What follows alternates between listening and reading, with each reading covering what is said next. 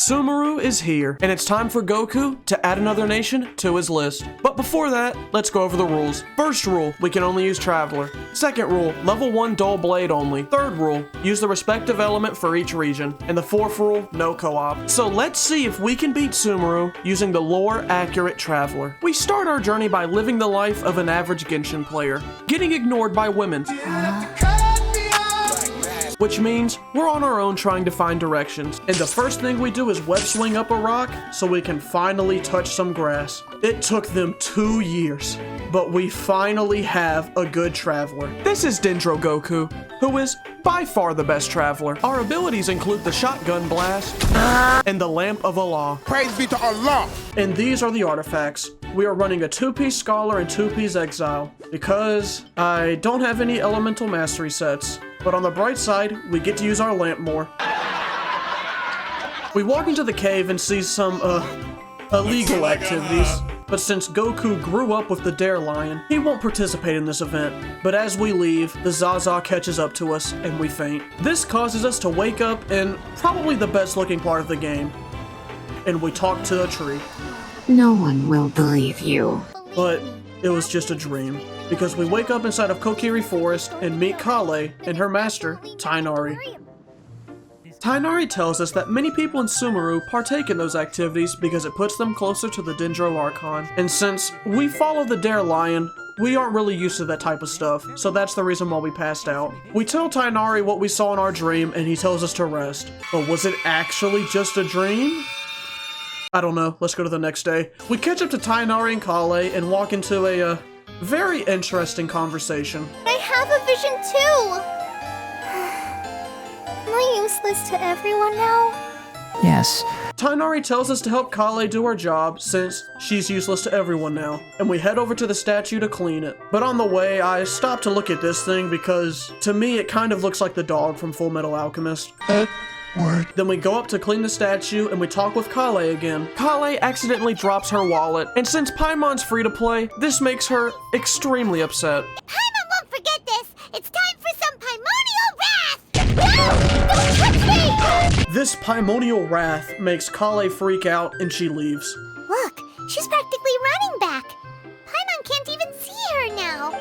We talk to Tainari and he tells us that Kale has a disease called Elazar, and that if we had read the manga, we would know that Kale has a dark past and does not like to be touched because of a Fatui agent nicknamed The Doctor. Since Kale's useless to everyone now, we get to take her spot and clear a withering zone. We did a lot more damage than I thought we would ever do in this playthrough, mainly because we are in an area with water, so we can create Bombs. bloom, which is probably my favorite reaction in this entire game.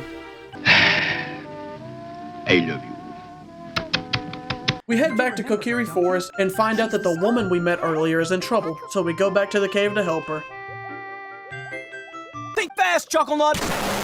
As a result of the flashbang, we are in, this place. In this domain, we need to collect 3 golden leaves to open a door. The only special leaf is this one in the room with the hilly churls, who we were able to beat without any real problems. And our reward for completing this domain is a Hydro Abyss Herald. He basically says that we aren't shit and that doesn't want to see us again. And this causes us to wake up. We tell Hypatia about the big tree we saw earlier, and she believes us. She says that the tree we saw is Irminsul, the tree that connects to all the ley line. And since we're built different, when we smelled the Zaza, we got to go to the root of the Dendro Archon's power, which gave us a sensory overload. She also tells us that people in Sumeru can't dream. Cool. I wonder if that will play into effect later on in the story. We head back to Kokiri Forest and say our goodbyes to Tainari and Kale.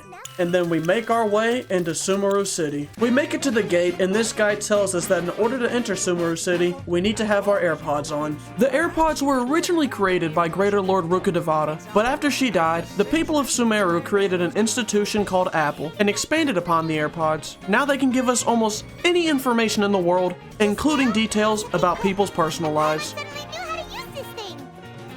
But it can't give us any information on Lesser Lord Kusanali, so we'll just have to find it ourselves. Eventually, we come across a follower of Kusanali, Dunyazad, and she decides to tell us some more stories about Kusanali in the tavern. Be able to find us now. Wait, stand down, Dia. The person who tried to flashbang us is Dia. She's the bodyguard for Dunyazad, and they're also friends. We have a nice meal, and Dunyazad shares her past experience with Kusanali. Dunyazad, be scared. Who are you? Can you make my illness go away? After that, the voice said, "No." Dunyazad then takes us to the Sub-Zerus Festival, which is taking place in this hidden bazaar because Apple headquarters still hasn't gotten over Rukkhadevata. So they don't want people to celebrate the new Archon. And in this festival, we meet Best Girl. And no, I will not debate you. After some forced Dialogue. we leave the bazaar and head over to Asfand. Asfand tells us that something very important was stolen from the scholars at Apple headquarters, and that the item is currently in Port Omos, so we head over there. But on the way, we get interrupted by this quest, but hey, do you hear that? Listen closely. I don't hear anything, and we both know what that means. If there's no audio, it doesn't matter. So we ditch that quest and head over to our original mission. We head into the bazaar and eavesdrop into a conversation from the Apple scholars. They said that there are some bandits who will give you information on anything you want for 500,000 Mora, so we head off to find them. We listen in on their conversation and find out that they worship the rightful king of Sumeru, Bill Gates. They believe that Rukkhadevata and the people of Apple are traitors to Sumeru. We talk to the Bill Gates supporters and they give us the information of the merchant we're looking for. A tall, attractive man named MistahFeet, Al-Haytham shows up and calls these guys frauds. He challenges them to a fight at the lighthouse next week, and we all leave. We talk to Al-Haytham, who says that he actually knows a merchant who can get us closer to both what we and Al-Haytham want, a knowledge capsule. We meet up with Dory and pick up the best knowledge capsules based off their power levels. Then we pick up a sword fighting one because we need an excuse to have more combat in this quest. Al-Haytham meets with us outside of the city and helps us analyze our fighting capabilities before and after the knowledge capsule. There was an approximate 0.073% increase. So we got scammed because of how strong we already are, which means we got doried.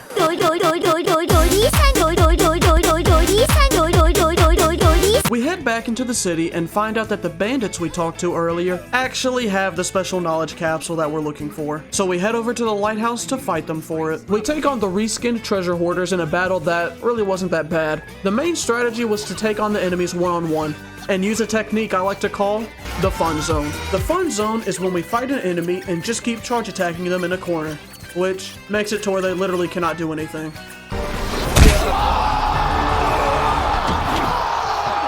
It's only trying to help. Take him away. No one will believe you. It looks like he used the divine knowledge capsule. You mean the divine knowledge capsule? Chapter 1 is finished. Act 2 starts with us spending the entire day with Dunyazad. And we get to play a guessing game.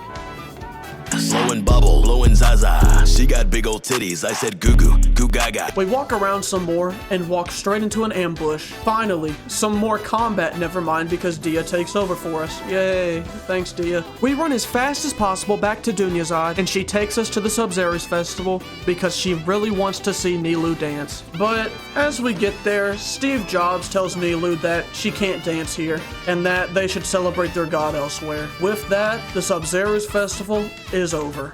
Oh well, guess we better get back to sleep. We wake up and spend the day with Dunyazad. And the next day, and the next day, and the next day, yeah, this part gets pretty old. Eventually, on one of the days, we spot a child. 4-year-old spotted. Pitbull mode activated.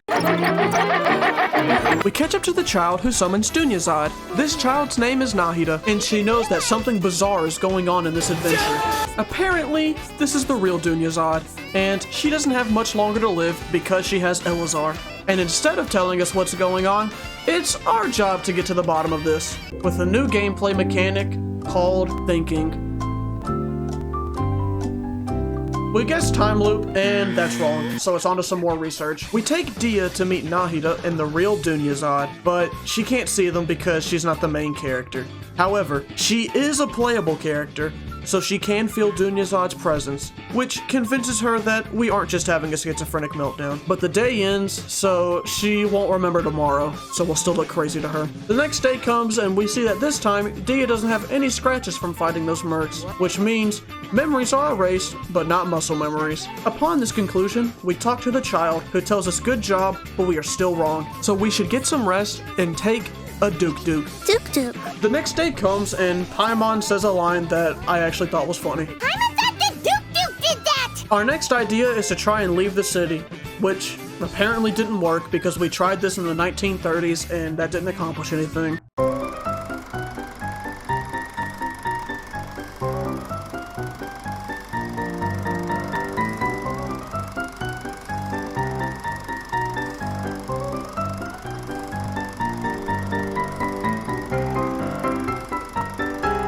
So now we have to study for the quiz that the child will give us to see if we understand what's happening, which we apparently spent a quarter of the day doing. But now we are ready for the test. And we pass! Yay! Yeah, it turns out that this child is actually Kusanali, and we are actually in a dream. And the reason she didn't tell us this earlier was because it would have blown our minds. Uh-huh. Sure, that's cool. Hey, I know something that'll blow your mind too. We wake up the next day and see that the real Dunyazad is gone.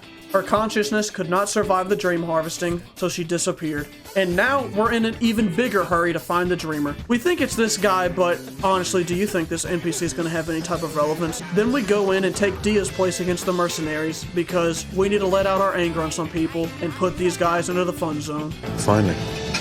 Fucking combat.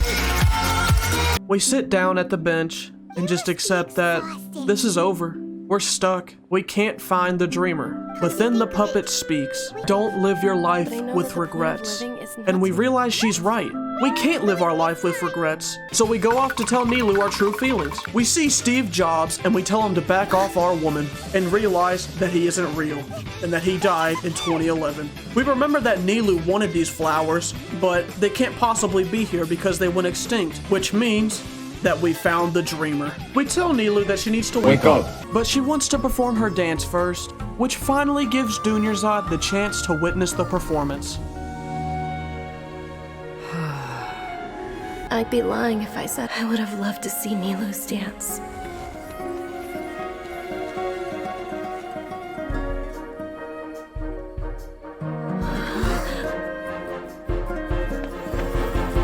We take off our AirPods and rush over to see Dunyazad, who is actually real again. Yay! We talk to Nahida, who's actually controlling the body of Catherine right now. This form will be known as Catheta. She tells us that Steve Jobs cannot get away with this, and we need to come up with a plan to stop Apple. Act 3 starts with us talking to Catheta again. She says that we should recruit a spy to help us learn more about Apple, and she wants us to do this by gaslighting a woman. We tell her that she's a traitor to Bill Gates, which gives her a nervous breakdown. So we head up to HQ to see how she's doing. Once we reach the top, we see a bunch of people cheering for us, but we recognize that these fans haven't liked the video yet because of something installed by The doctor. Catheta recognizes the man as a former Apple dropout, and he tells us that the woman we gaslit earlier is having her AirPods upgraded right now. The doctor informs us that he upgraded the people's AirPods to the AirPod Pros, which now allows Apple to insert information into people's subconscious. And right now, he told the people that they're watching a good video. Catheta then jumps in to save us by swapping everyone's AirPods with Raycon earbuds, the sponsor of today's video. No, it's not really, but it would be cool. Raycon, my DMs are open. But the doctor recognizes this bizarre power and realizes that this has to be the work of the Dendro Archon. So we leave Catheta behind and head back to Gondarvaville to look for Tainari. But we encounter some enemies who look like they need to have some fun. So at least someone had fun in this fight. After the battle, we try to look for some help, but all we find is Kale. So we leave this place to find some real help. We head to Party City and talk to Hypatia, who invites us to get a whiff of that Zaza, and we learn more about Scaramouche. Scaramouche lived the life of an average Evangelion fan. His parents disowned him, his colleagues didn't like him, and he wasn't allowed near children. He couldn't accept that nobody wanted to watch the show with him. So now, he's trying to make an Ava unit to force everyone to watch it. After realizing Hypatia has had her Joker moment, we leave Party City and watch Goku fight off some enemies using moves that I would much rather have instead of Electro Traveler.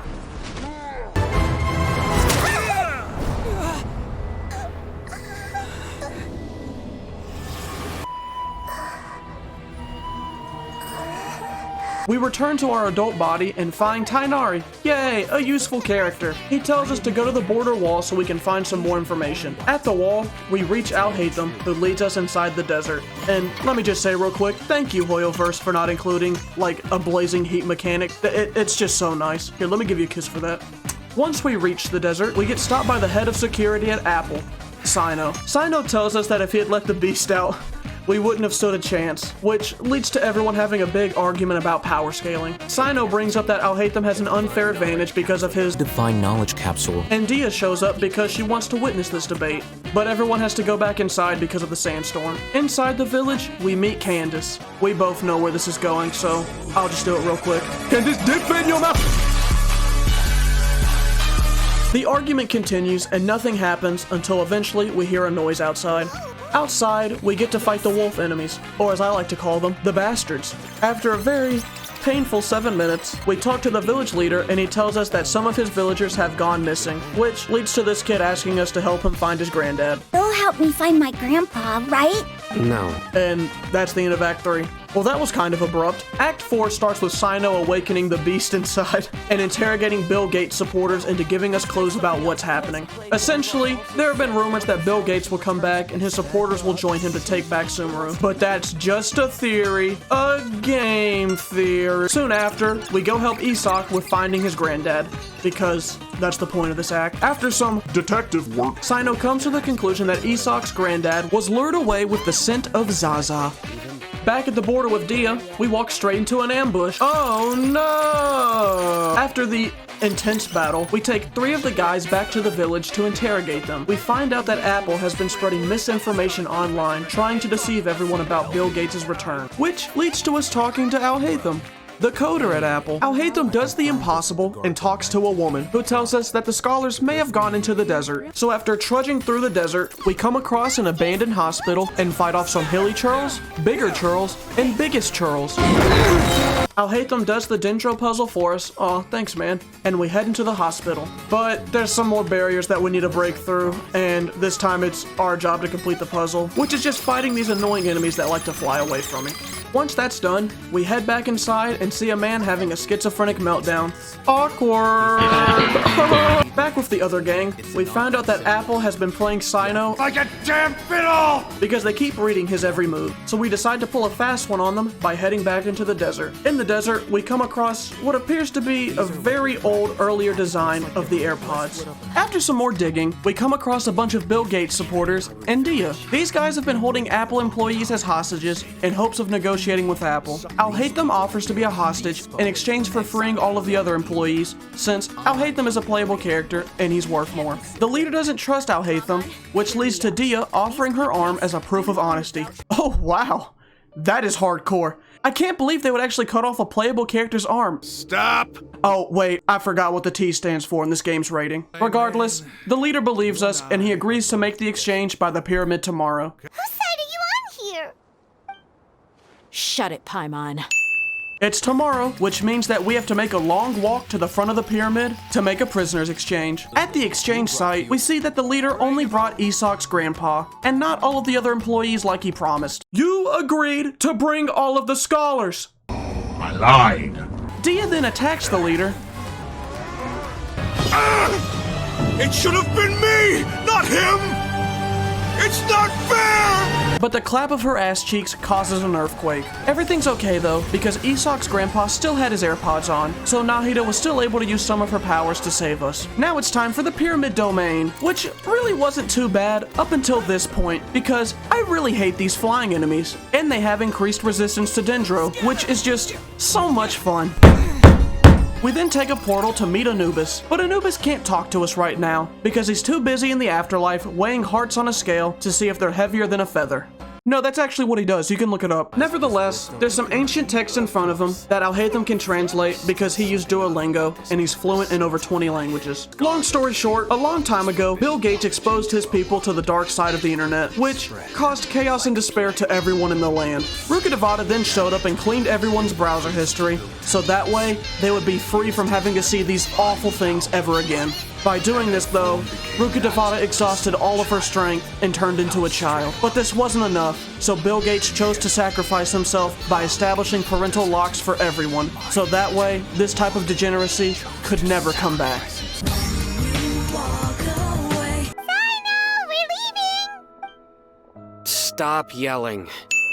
So now we have to break the news to all of the Bill Gates supporters. At the village, we find the people responsible for making the Zaza that led to the employees leaving, and we interrogate them. You should have known that I would be coming. It turns out that they extract Divine canned knowledge. because they wanted to create an Ava unit for Scaramouche. And since Steve Jobs is also a fan of Evangelion, he wants to make Scaramouche the new god of Sumeru. Now it's time for the climax, and we gotta make a plan for this. After a brainstorming session, we agree that our main goal is to crush the sages and rescue the child. And that's the end of Act 4. We start Act 5 by talking to Candace, who tells us to be careful out there, and she asks us one last question. Can this dick fit in your mouth? We then skedaddle on over to Al-Haytham to explain the first part of the plan. Essentially, we're going to override the mainframe of the AirPods by having Al-Haytham enter an encrypted message into everyone's AirPods at the same time. And for this message, he wants us to imagine something amazing. Open your eyes. Now it's on to the next stage. In this stage, we are going to be teaming up with Sino and Rahman. For this part, we are going to arrest Rahman and his people so we can bring him into Sumeru City. We head into the desert and fight alongside with the other members of Apple Security so we can take down the Eremites. And this was the first sign of bad things to come because I do a lot less damage than these bots. Silence! Now that we're done with that phase, it's on to the part with Dia. We're going to Party City so we can meet up with Tainari and learn more about the Doctor. At Party City, Tainari tells us that he just saw the Doctor and he's on his way back to Snezhnaya to visit the Tsaritsa. He stopped to talk to Tainari because he wanted to take Hypatia away, but of course, the goat said no. That's why he's the goat! The goat! So now Dia is taking us to sniff the Doctor's footprints all the way back to Port Ormos to fact check if the Doctor's post was actually spreading misinformation, which means we finally get to experience this game's best mechanic. But it turns out that this whole thing was a trap. He saw us. So we head back to Party City to stop the Fatui agents. And man, was it not fun? The first two were fine, not too many problems, but the real fun started with this asshole. He would not die. But believe it or not, this wasn't the hardest Fatui enemy to kill. Oh no, there is one that is much worse that comes in later. After seeing how long it took us to beat those guys, Tainari sends us inside so we can actually be useful by checking on Hypatia. Inside, we touch Hypatia to see if she's still alive, and she is. Oh, that's good. Okay, so the first night is never usually that bad in any of the games, so I'll play through. Hey, Traveler! Scaramouche tells us that his Ava unit is almost complete, which means he will become, in his own words, a bona fide god. And once he becomes a god, nothing will stop him from forcing the people of Sumeru to watch Neon Genesis Evangelion and making it #1 on my anime list. He's already converted Hypatia into becoming a fan, which means that we really need to hurry and stop him before he forces the other people of Sumeru to watch that overrated anime. We start the next stage by having a team meeting at the bazaar, and we get to see Nilu. Yes! And she gets invited to join our team. Yes! We sneak inside of Apple with Al-Haytham, but we get caught by Steve Jobs. Steve Jobs reveals that he's actually been 2 steps ahead of us because he knew we would be here, and he takes us up to his office. He says that they've been using people's knowledge to power up their new Ava unit to make a new god for Sumeru. Al-Haytham then reveals that he's actually been 3 steps ahead of us because he was actually just using us, and he's still helping Apple. But Steve Jobs doesn't buy this, and says that he's already 4 steps ahead of us because he knows that this is actually an elaborate scheme to stop him, which leads to Al-Haytham losing his temper and using some of the Divine knowledge capsule to get himself arrested, and now we're stuck in jail. But don't worry, because this was all going to plan, because we're actually 5 steps ahead of Steve Jobs, because we needed to be here to find a way to connect with Nahida so we can wake her up. We just have to find a spot with good reception because the signal's pretty bad down here. After a length of time that I would not like to admit to, we finally got a good connection and we start talking to Nahida. Hey, it's me, Goku! The sages are creating a god to replace me. Windblade! Why are you here? Your crippling depression is looking pretty strong. Let me fight it. Now we get to play as Nilu. Yay! And by play, I mean walk up some stairs just to watch a cutscene of her dancing. Seriously, what was the point of this? This could have just been one big cutscene. Just watch for a little bit longer.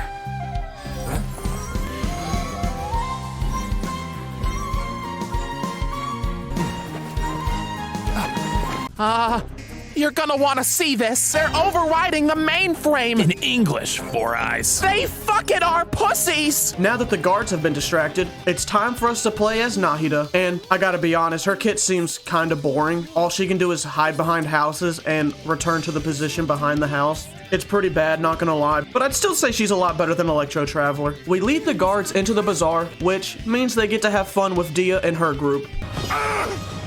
It should have been me! Back at Apple, Steve Jobs is on his way to try and confirm the location of Lesser Lord Kusanali. Lesser Lord Kusanali. Lesser Lord Kusanali. Lesser Lord Kusanali. Lesser Lord Kusanali. Lesser Lord Kusanali. Lesser Lord Kusanali. Lesser Lord Kusanali. Lesser Lord Kusanali. Here. Lesser Lord Kusanali. When Steve Jobs goes to check on Kusanali, he gets stopped by Sino and they have a big argument. Just leave her alone. I can't do that. She's seen too much. You both have. It doesn't have to be this way. I have no choice. Times have changed. But kidnapping children? I'll kidnap 1,000 children before I let this company die. Which leads to Sino letting the beast out. Back inside the prison, Dia lets us out, and it's time for us to go meet Nahida, for real this time. We talk to Nahida, and she says that she's had an inferiority complex for way too long. She's tired of submitting to Apple, and she can't stand to let the people of Sumeru be forced to watch a mid-show. We can't let Scaramouche finish his Ava unit. We must stop that young boy from becoming a legend. But before we head inside to stop him, Nahida gives us this thing to help us. And now it's time for this domain, or as I like to call it, hell. Oh my gosh. This is officially the worst thing I have ever had the displeasure of doing in Genshin Impact. This domain took 56 minutes to complete. 20 of those minutes were on this guy right here. Why can physical damage hurt Abyss Mage shields, but not Fatui agents? Why? What? Why? I could never get rid of the Cryo Shield, so all of my moves did less than 200 damage, and we can't forget that Dendro does nothing with Cryo. This one enemy took longer than the Scaramouche boss fight. Yes, this one enemy took longer than an entire boss. Even longer than the almighty Raiden Shogun and the Muso no Hitotachi. Once that was finished, we can finally head up to the top and take on the Balladeer. Scaramouche has his Ava unit now, but he still hasn't had the divine knowledge capsules loaded into his systems, so he doesn't have the divine wisdom of a god. His power source is the chess piece, and with this chess piece, that young boy has finally become a legend. Do you not realize that you are interrupting a conversation between gods? Lowly creature, know your place. And with his Ava unit, we did not stand a chance. He really has become a god. Or so it appears that way, because this was all a dream. Wake up. Yeah, Nahida actually flashbanged Scaramouche at the beginning of this encounter, and he's had to live out this fight 168 times, which is the same amount of times we had to relive that day in Act 2. And now, Nahida is using a knowledge capsule to airdrop the video of this fight to everyone in Sumeru, and is now asking them to respond with their wisdom.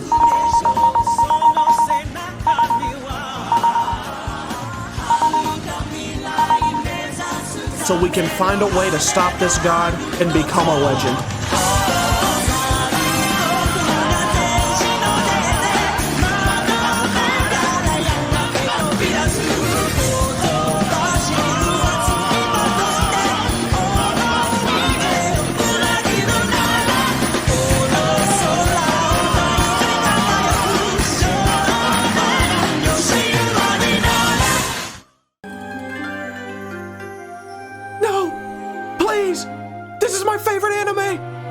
Shinji, he's just like me for real!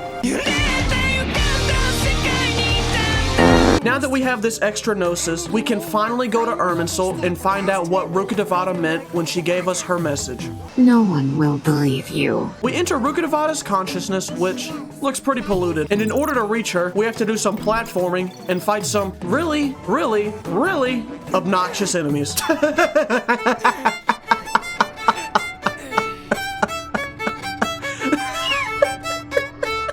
After becoming the most sane Genshin player, we were able to pilot this ship that I have no idea why is here over to meet Rukkhadevata. At our destination, we finally get to meet Rukkhadevata, who looks just like Nahida.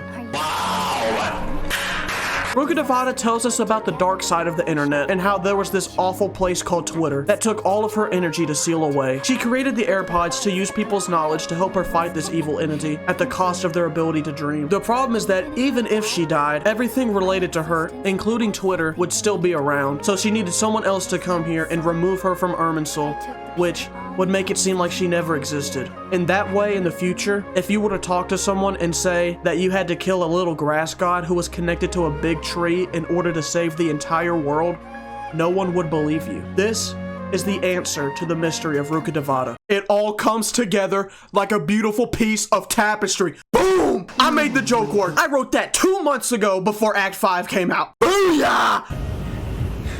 I don't feel so good. You're alright. I don't know what's happening. I don't know. Hey, look, it's Dunyazad. I thought they forgot about you. After that beautiful cutscene, we meet back with Nahida at the top of Apple and try to ask her about Rukadevada, but she has no clue who we're talking about. No one will believe us. Think fast, Chocolate. The doctor? What are you doing here? Yeah, the doctor created a flashbang that works on everybody that's not a god, and he just used that on us because he wants to talk to Nahida. He revealed that there are multiple clones of himself, and he wants to talk to her about her chess pieces. He wants to take the Electro one, and Nahida agrees, as long as he deletes the other clones.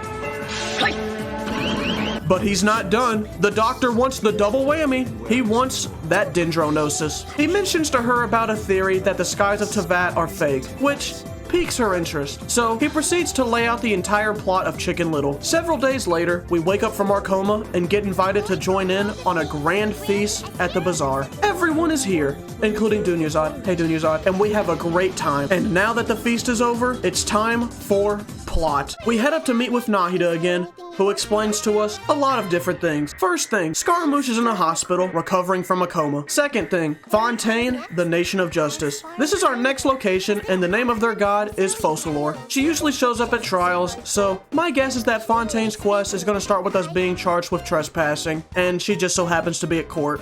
Either that or 12 counts of aggravated assault. Third thing, what happened with the doctor? Nahida gave him her gnosis because she loved the story of Chicken Little that much. Fourth thing, the AirPods. Nahida decided to shut them down, but Apple is still running an institution in Sumeru. They're just going through a change in management right now. Fifth thing, yeah, so Nahida knows some stuff about us and our sister. While we were asleep, Nahida decided to go through our personal history, and she found some pretty interesting information. Luckily for us, she didn't see anything on our search history, but she did see some things on search history, which means that she is from this world. After Conria's disaster, decided to go on her own journey through the 7 nations, but as she was just about to finish, someone corrupted her save file, and now her fate has changed. We also found out that we are classified as beings that descended from the skies. These beings are known as Descenders. Yeah, they got pretty creative with the name. Personally, I think a better name for this group of alien people would have been Sames. And with that, Sumeru is finished. Oh, by the way, Goku, which number Descender are you? Slow and bubble, low and Zaza. She got big old titties. I said goo goo, goo gaga. Tell me why.